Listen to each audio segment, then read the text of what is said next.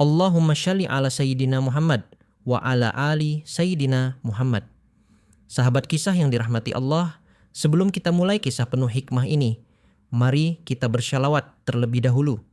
Semoga dengan syalawat ini, hidup kita dipenuhi keberkahan, dijauhkan dari rasa sombong, dan dibukakan pintu rezeki yang tak terduga. Dan jangan lupa like, share, dan subscribe channel ini, agar kami terus semangat menyajikan kisah-kisah menyentuh yang penuh pelajaran hidup. Sekarang, mari kita mulai kisahnya. Di bawah jembatan layang kota, pada pagi yang belum benar-benar terang, terdengar suara petikan gitar kecil diselingi suara anak muda menyanyi pelan. Suaranya serak, tapi nadanya menyayat hati. Baju yang ia kenakan tampak lusuh. Celana jeansnya sobek di lutut, dan tas kain tipis menggantung di bahunya. Ia duduk bersila di atas kardus bekas, menghadap jalanan yang ramai oleh kendaraan yang tak peduli. Nama anak itu adalah Reno. Umurnya sekitar 18 tahun, namun wajahnya terlihat lebih dewasa dari usianya. Tatapan matanya kosong, tapi ada keteguhan di dalamnya. Setiap pagi, Reno memulai harinya dari tempat yang sama. Ia menyusuri trotoar, menyanyi dari halte ke halte, berharap ada recehan yang dilempar orang-orang sibuk. Kadang ia mendapat 5.000, kadang tak dapat apa-apa. Tapi yang paling suka menyakitkan bukanlah perut lapar, melainkan tatapan jijik dari sebagian orang yang merasa lebih tinggi darinya. "Kerja dong, jangan ngemis," bentak seorang pria dari balik kemudi mobil mewah. Reno hanya tersenyum kecil, lalu menunduk dan pindah ke tempat lain. Tapi yang mereka tak tahu, Reno bukanlah pengamen biasa. Di balik pakaian lusuh itu tersembunyi rahasia yang bisa mengguncang siapapun yang mendengarnya. Reno adalah anak tunggal dari seorang taipan properti terkenal, pemilik jaringan hotel, apartemen, dan pusat perbelanjaan di 5 kota besar di Indonesia. Namun semuanya berubah sejak sang ibu meninggal dunia 3 tahun lalu. Sejak itu Reno merasa sendirian di tengah istana. Ayahnya, Pak Gunawan, semakin sibuk dengan urusan bisnis dan melupakan keberadaan anaknya. Reno mulai merasa rumahnya seperti penjara. Ia diawasi, dikawal, bahkan dilarang keluar sendiri. Ia dianggap lemah, tidak siap mewarisi bisnis keluarga. Sampai pada suatu malam, Reno nekat kabur dari rumah. Ia pergi hanya dengan membawa 1 gitar, 1 jaket tua, dan uang tabungan kecil dari amplop gaji supir yang dulu pernah membantunya. Selama 6 bulan terakhir, Reno hidup di jalanan. Ia tidak menghubungi siapapun, tidak teman sekolahnya, tidak keluarga besar ayahnya. Ia ingin tahu seperti apa dunia tanpa nama besar dan kekayaan. Ia ingin merasakan sendiri siapa yang benar-benar manusia dan siapa yang hanya peduli pada harta. Di jalanan, Reno belajar arti lapar yang sesungguhnya. Ia belajar menahan dingin, menahan hinaan, dan yang paling berat, menahan rindu pada sosok ibu yang dulu selalu memeluknya di tengah malam. Setiap kali ia merasa akan menyerah, Reno memetik gitarnya dan menyanyikan lagu yang dulu sering dinyanyikan ibunya saat ia kecil. "Jangan takut gelap, nak. Ya, karena terang tak pernah benar-benar hilang. Ia hanya sedang menunggu waktunya datang." Suatu hari, Reno duduk di depan minimarket kecil, menyanyikan lagu milik band lawas. Seorang wanita muda menghampirinya. Ia membawa 2 bungkus nasi dan sebotol air mineral. "Mas, makan dulu. Udah siang," katanya sambil tersenyum. Reno sempat kaget, lalu menerima dengan pelan. "Makasih, Mbak," gumamnya. Perempuan itu tidak banyak bicara. Ia hanya duduk di bangku besi dekat taman sambil memperhatikan Reno makan dengan tenang. Namanya Sinta, penjaga warung kecil tak jauh dari sana. Ia sering melihat Reno manggung kecil di pinggir jalan, dan entah kenapa, ada sesuatu dalam diri anak itu yang membuatnya merasa iba. Sejak hari itu, Reno dan Sinta sering bertemu. Tak sengaja atau memang sudah digariskan. Kadang Reno duduk di depan warung Sinta sambil bermain gitar. Kadang ia membantu menyapu halaman tanpa diminta. Sinta bukan orang kaya. Ia tinggal bersama ibunya di rumah kontrakan sempit. Tapi senyumnya selalu tulus dan matanya penuh empati. Ia tidak pernah menanyakan masa lalu Reno. "Mas Reno, kenapa nggak coba kerja aja di toko saya? Gajinya kecil sih, tapi lumayan buat makan tiap hari," tawarnya suatu sore. Reno terdiam. Ia menatap wajah Sinta lama, lalu tersenyum. "Boleh mbak, saya mau coba kerja, bukan minta dikasihani." Hari-hari berlalu. Reno berhenti mengamen. Ia membantu Sinta di warung, mulai dari mencuci piring, melayani pembeli, hingga mengantar pesanan. Para tetangga mulai mengenalnya. Mereka menyangka Reno adalah keponakan jauh Sinta dari desa. Tak ada yang tahu ia adalah pewaris tunggal dari miliarder yang kini sedang panik mencari anaknya. Di balik itu semua, Pak Gunawan, ayah Reno, sudah mengerahkan tim pencari anak. Iklan kehilangan bahkan sempat tersebar di beberapa kota besar, tapi Reno benar-benar lenyap dari radar. "Dia pasti kena bujuk rayu orang jahat," teriak Pak Gunawan frustasi kepada manajernya. Tapi dalam hati ia tahu, mungkin anak itu kabur bukan karena dunia luar, tapi karena dirinya sendiri. Pak Gunawan adalah tipe ayah yang kaku. Ia menyayangi Reno, tapi tidak tahu cara menunjukkannya. Setelah kematian istri, ia menenggelamkan diri dalam pekerjaan dan lupa bahwa anaknya masih butuh pelukan. Di sisi lain kota, Reno mulai menikmati hidup baru. Sederhana, jujur, dan terasa nyata. Tidak ada sopir, tidak ada ajudan. Hanya ada dirinya, gitar usang, dan gadis penjaga warung yang kini sering ia pikirkan diam-diam. Tapi kehidupan damai itu tak berlangsung lama. Suatu malam saat Reno sedang mengantar pesanan mie ke rumah pelanggan, 2 orang laki-laki turun dari mobil hitam di ujung jalan. Salah satunya mengenakan jas, wajahnya tajam, sorot matanya tajam. Ia menatap Reno sejenak sebelum berbisik kepada temannya. "Itu dia, anak Pak Gunawan." Reno langsung merasa ada yang tidak beres. Nalurinya tajam. Ia buru-buru menyerahkan pesanan, lalu berlari pulang lewat jalan tikus yang biasa ia lalui. Tapi orang-orang itu bukan pengejar biasa. Mereka adalah detektif swasta bayaran mahal yang dibayar untuk satu misi, membawa pulang Reno, hidup-hidup. Malam itu Reno tak bisa tidur. Ia duduk di halaman belakang warung, memeluk gitar kecilnya, memandangi bintang-bintang yang terasa lebih dekat sejak ia jadi orang biasa. Sinta menghampirinya. Ia duduk di sebelahnya tanpa suara. Hanya hembusan angin malam yang menemani mereka berdua. "Mas, kalau memang kamu punya masalah, cerita aja. Saya bukan siapa-siapa, tapi saya siap dengerin," ucap Sinta lirih. Reno menatap wajah Sinta. Untuk pertama kalinya, ia merasa ingin jujur. Tapi ia tahu, satu kalimat saja bisa mengubah segalanya. Ia takut kehilangan dunia kecil yang kini terasa rumah. Ia hanya menjawab, "Kalau suatu saat aku pergi, tolong jangan sedih. Aku nggak pernah berpura-pura. Semua yang aku lakukan di sini tulus." Sinta menggenggam tangannya. "Saya nggak akan tanya apa-apa. Tapi kalau kamu butuh tempat pulang, warung ini selalu terbuka." Keesokan paginya, 2 pria berjas kembali muncul. Kali ini mereka menyamar sebagai pelanggan dan duduk di bangku warung Sinta. Sambil menyeruput kopi, mata mereka tajam mengamati sekitar. Reno yang sedang menyapu halaman langsung mengenali wajah mereka. Ia buru-buru masuk ke dalam dan beralasan sakit perut agar tak terlihat. Mereka sudah dekat. Mungkin waktunya sebentar lagi, gumamnya sambil menahan napas. Sinta yang melihat gelagat Reno mulai curiga. Tapi ia tetap diam. Ia hanya menyeduh teh dan mengantarkannya ke meja pria-pria itu dengan tenang. Salah satu dari mereka menyodorkan foto. "Mbak, pernah lihat anak ini? Hilang sejak 6 bulan lalu. Anak orang penting." Sinta menatap foto itu. Jantungnya berdebar. Itu Reno. Foto lama, wajah bersih, pakai kemeja mahal. Tapi tak ada satupun gurat sedih seperti yang sering ia lihat setiap malam. "Maaf, saya nggak kenal," jawab Sinta cepat, lalu kembali ke dapur. Di sana, Reno sudah berdiri menatapnya. Kamu tahu siapa aku sebenarnya?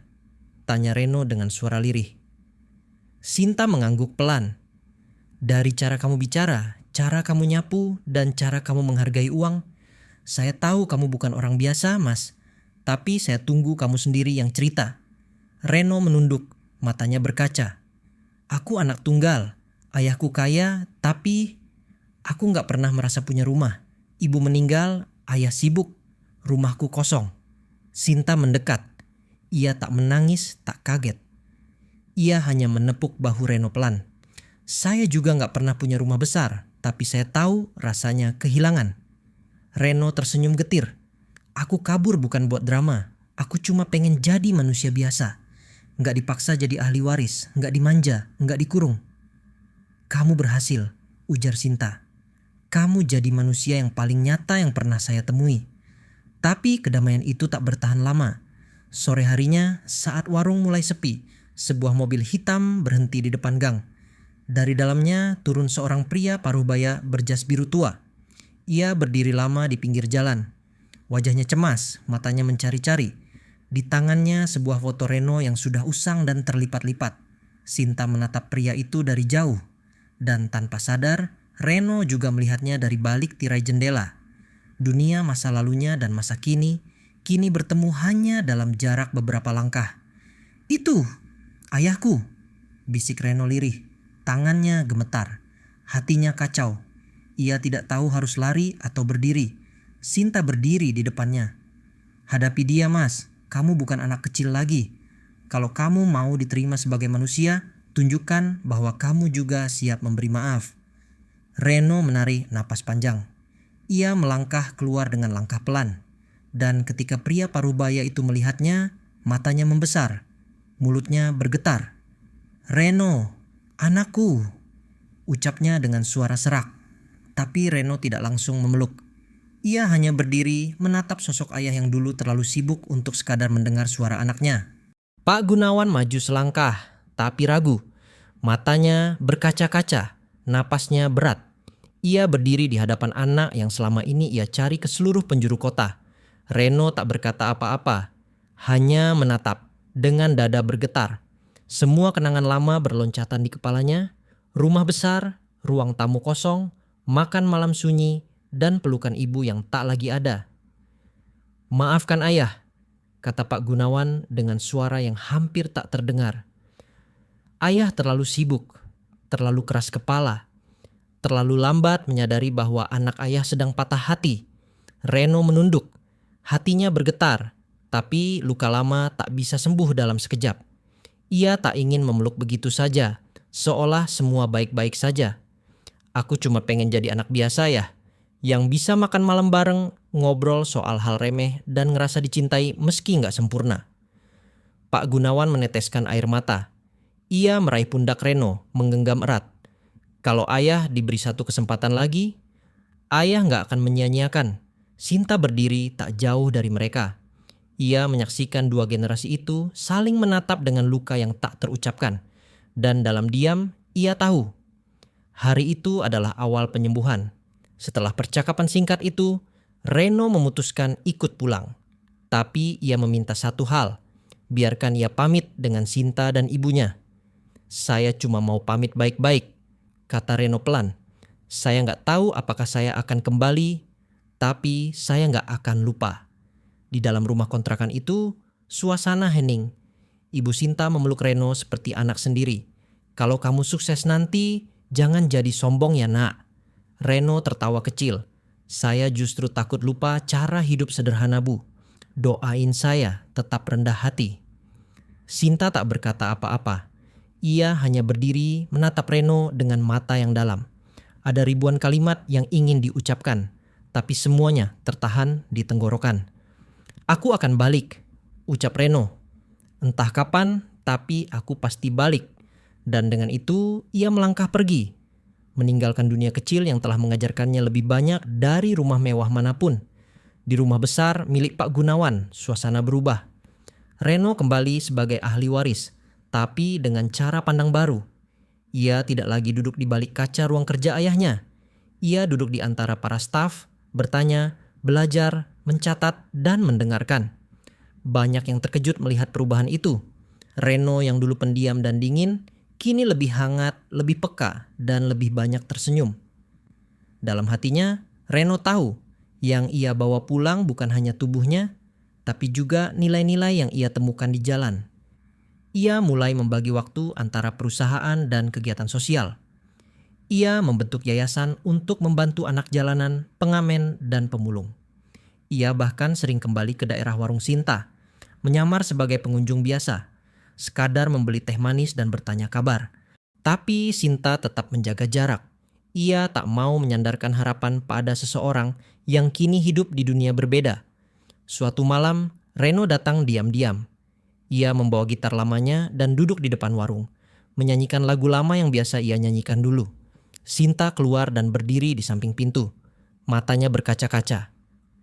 "Saya pikir kamu udah lupa lagu itu." Reno tersenyum. "Saya malah gak bisa lupa. Lagu ini bagian dari rumah saya yang sebenarnya." Mereka duduk di bangku kayu, diam berdua, menatap jalanan yang dulu mereka lewati tiap sore. Reno akhirnya bicara. "Aku sadar sekarang, kekayaan paling besar bukan yang disimpan di bank, tapi yang membuat kita dicintai dan bisa mencintai." Sinta hanya tersenyum, tapi tidak menjawab. Hari-hari berikutnya, Reno mengajak ayahnya berkunjung ke tempat-tempat kumuh yang dulu ia tinggali. Pak Gunawan hanya bisa terdiam melihat betapa kerasnya dunia yang pernah didatangi anaknya. Di kolong jembatan, di panti anak jalanan, di tempat sampah belakang pasar, Reno memperkenalkan satu persatu orang yang membantunya bertahan. "Mereka ini, keluarga saya yang lain." "Yah," ucap Reno sambil memperkenalkan seorang kakek pemulung yang dulu pernah memberinya sisa nasi. Pak Gunawan menunduk, matanya memerah. Ayah bangga, tapi juga malu. Karena anak ayah belajar hidup lebih baik justru tanpa ayah. Reno menepuk bahu ayahnya. "Yang penting, sekarang kita belajar bareng, jadi manusia." Di ruang rapat utama kantor pusat milik Pak Gunawan, sebuah keputusan diumumkan. Akan dibangun pusat pelatihan gratis untuk anak-anak jalanan, diberi nama Yayasan Ibunda Reno. Seluruh keluarga besar sempat menolak. Mereka bilang, itu keputusan gegabah. Tapi Pak Gunawan bersikeras. "Saya kehilangan anak saya sekali. Saya tidak akan kehilangan lagi harga diri saya sebagai manusia." Di warung kecil Sinta, kehidupan berjalan seperti biasa. Tapi kini ada satu pelanggan tetap yang tak pernah lupa mampir tiap pekan. Reno, sang mantan pengamen. Ia tak pernah datang dengan mobil mewah. Hanya naik motor tua, membawa gitar, dan senyum hangat. Ia duduk di kursi yang sama, memesan minuman yang sama, dan bertanya kabar dengan bahasa yang sama. Sinta mulai luluh. Ia mulai percaya bahwa Reno bukan hanya anak miliarder, tapi juga anak baik yang benar-benar berubah. Suatu sore, Reno berdiri di depan warung dan berkata, "Aku gak janji jadi yang sempurna, tapi aku mau terus pulang ke tempat di mana aku belajar jadi manusia." Sinta tertawa kecil. "Kalau begitu, kamu gak perlu pulang, karena rumah kamu ya di sini." Setahun setelah semua itu terjadi, hidup Reno berubah total. Ia kini dikenal sebagai pengusaha muda yang aktif di sosial, bukan hanya karena warisan ayahnya, tapi karena empatinya yang nyata. Ia tidak pernah malu menceritakan masa lalunya sebagai pengamen. Justru dari situlah ia mendapat penghormatan yang sesungguhnya. Dalam berbagai seminar, ia berkata, "Saya tidak pernah benar-benar miskin. Saya hanya sedang mencari kekayaan yang sesungguhnya." Di rumah warisan ibunya, Reno menyimpan semua kenangan lama. Gitar usang, jaket robek, bahkan sandal jepit yang pernah ia pakai saat hujan turun deras di bawah jembatan. Semua itu menjadi pengingat bahwa hidup tidak bisa dilihat dari seberapa tinggi bangunan tempat kita tinggal, tapi dari seberapa dalam kita menyentuh hati orang lain. Sinta kini menjadi kekasih Reno. Mereka tidak buru-buru menikah karena keduanya masih ingin tumbuh bersama. Tapi cinta mereka sederhana, jujur, dan nyata. "Kamu gak takut dinilai cewek matre?" tanya salah satu wartawan pada Sinta saat sebuah berita viral tentang mereka beredar. Sinta hanya menjawab dengan senyum. "Kalau saya matre, saya pasti gak nolak pas Mas Reno pertama kali nyanyi di depan warung saya." Jawaban itu membuat Reno tertawa keras dan publik makin mencintai kisah mereka. Di kantor pusat milik ayah Reno, ada satu ruang khusus yang dijadikan galeri perjalanan hidup Reno. Di sana terpajang foto-foto saat ia menjadi pengamen, bersama Sinta, bersama anak-anak jalanan, dan juga bersama ayahnya yang kini jauh lebih lembut.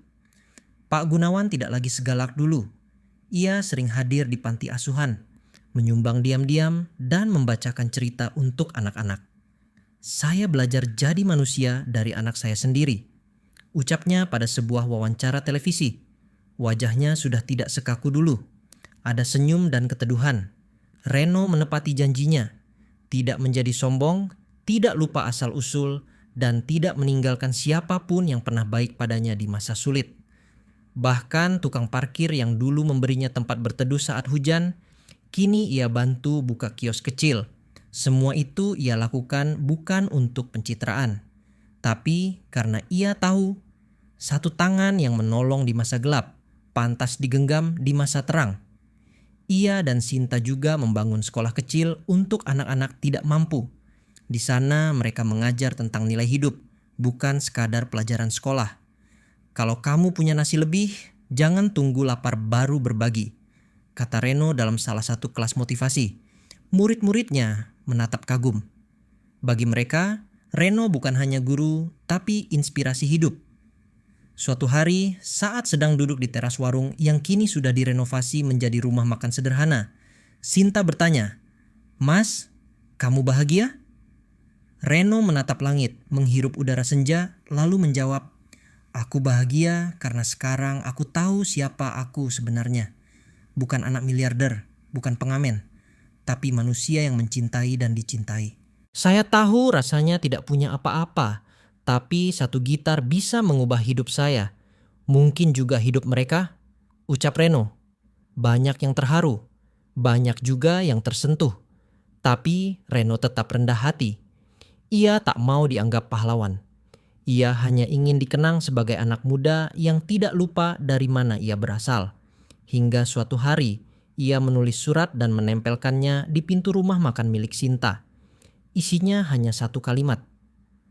"Kalau kamu merasa paling miskin, lihat hatimu. Mungkin di sana ada harta yang belum kamu sadari." Surat itu difoto banyak orang, viral di media sosial. Tapi tak ada yang tahu, hanya Sinta yang mengerti maknanya. Karena hanya dia yang tahu bahwa surat itu ditulis oleh pengamen yang dulu ia beri sebungkus nasi. Dunia mengenal Reno sebagai anak miliarder yang berubah. Tapi Sinta mengenalnya sebagai Reno yang tak pernah malu menyapu halaman warung dengan senyum. Dan itulah Reno yang sesungguhnya. Bukan harta, bukan gelar, bukan popularitas, tapi hati yang pernah jatuh lalu bangkit dan membagikan terang. Kisah Reno mengingatkan kita semua bahwa terkadang yang kita cari di luar justru sedang menunggu kita di dalam. Dan bahwa cinta yang kita beri saat kita tak punya apa-apa adalah cinta paling tulus yang bisa kita simpan seumur hidup. Semoga kisah ini jadi pelajaran bagi kita semua bahwa jangan pernah meremehkan siapapun, karena yang tampak kecil hari ini bisa jadi terang besar di masa depan. Jangan lihat orang dari bajunya, karena di balik jaket robek bisa tersembunyi jiwa yang paling mulia. Jangan nilai orang dari uangnya, karena banyak orang yang kaya harta tapi miskin empati. Dan jangan pernah malu jadi orang baik meski dunia mempermalukanmu, karena pada akhirnya dunia milik mereka yang bersabar, bertahan, dan tetap menjadi manusia. Allahumma shalli ala Sayyidina Muhammad wa ala ali Sayyidina Muhammad. Semoga kisah ini menyentuh hatimu. Sahabat, sampai jumpa di kisah penuh makna berikutnya.